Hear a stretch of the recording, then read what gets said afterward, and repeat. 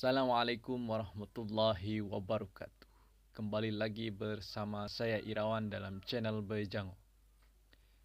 Kali ini kita akan membahas tentang mitos-mitos sederhana daripada mitos-mitos sasak.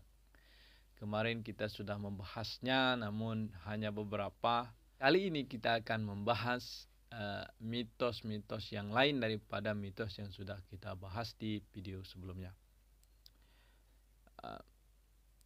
Sekali lagi saya ingatkan bahwasanya kita mengungkap mitos-mitos ini untuk mengetahui ide moral yang akan disampaikan oleh orang tua kita dahulu, sehingga menjadi sebuah pelajaran bagi kita generasi penerusnya.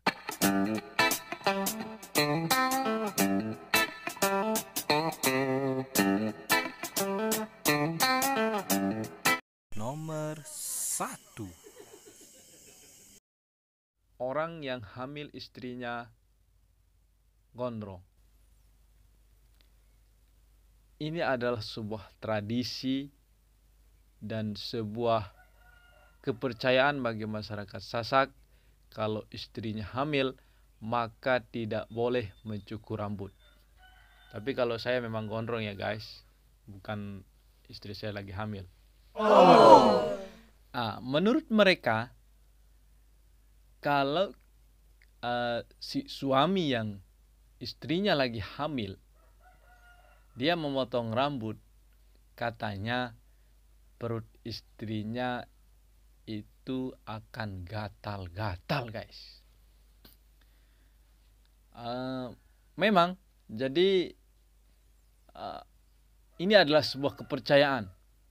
Kadangkala memang betul, tetapi kadangkala juga tidak. Saya dahulu ketika istri saya hamil, saya cukur rambut bro. Jadi tidak ada masalah. Dan banyak juga yang lain, jadi mereka cukur rambut. Tapi ada juga yang ketika mereka cukur rambut, betul istrinya juga gatal-gatal di perutnya.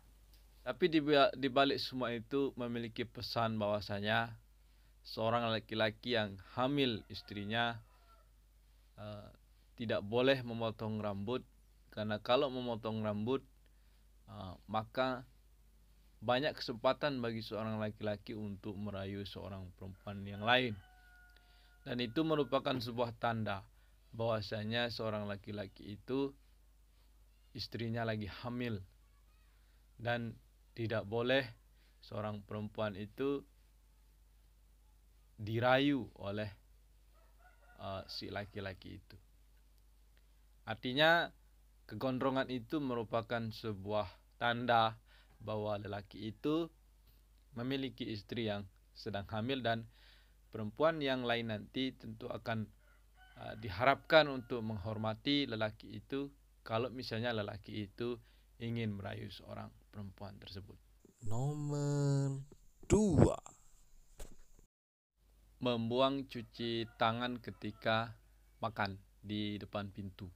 Keyakinan daripada orang tua kita dahulu sangat melarang keras kepada kita sembarangan membuang bekas cucian tangan makan kita. Jikalau misalnya kita membuang cucian tangan di depan pintu, kalau bahasa Sasaknya itu saprak pisu ima, maka orang tua kita dahulu melarang keras dengan alasan hal-hal goib itu akan kena. Jadi itu pesannya. Namun pesan moral di sini yang ingin disampaikan sebenarnya oleh orang tua kita dahulu adalah khawatirnya nanti, takutnya orang lewat di depan pintu kita, sedangkan kita membuang air bekas cucian tangan setelah makan, maka itu akan mengenai pada orang yang akan lewat. Karena memang rumah yang sekarang dengan rumah orang dahulu itu sangat berbeda. Jadi kalau orang dahulu tidak menggunakan pagar, dan juga tidak menggunakan teras sehingga orang lalu lalang bebas di halaman rumah. Nah, ini akan menjadi kekhawatiran daripada orang tua sebenarnya untuk menghormati orang yang sedang lewat di rumah kita. Terutama pada malam hari, karena zaman dahulu tidak ada lampu sehingga kita tidak tahu orang yang lewat atau tidak. Makanya kalau orang dahulu ketika lewat maka dia harus menabe. Ya, kalau bahasa Jawanya itu menyuwun, tabe walar. Jadi permisi kalau bahasa Indonesianya, agar supaya orang yang memiliki rumah itu tahu bahwa ada orang yang lewat sehingga nanti kalau ada sesuatu tidak mengenai dia.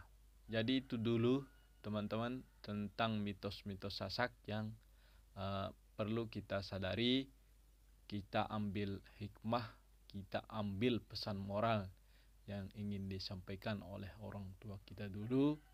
Artinya orang tua kita dahulu itu tidak bodoh, namun orang tua kita itu memberikan sebuah alasan yang dimana alasan-alasan tersebut kadang menurut kita di luar nalar.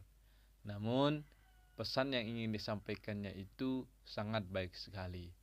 Jadi mari kita tanggapi mitos-mitos Sasak atau mitos-mitos orang tua dahulu kita dengan baik, dengan benar, sehingga bukan menjadi suatu hal yang harus disepelekan.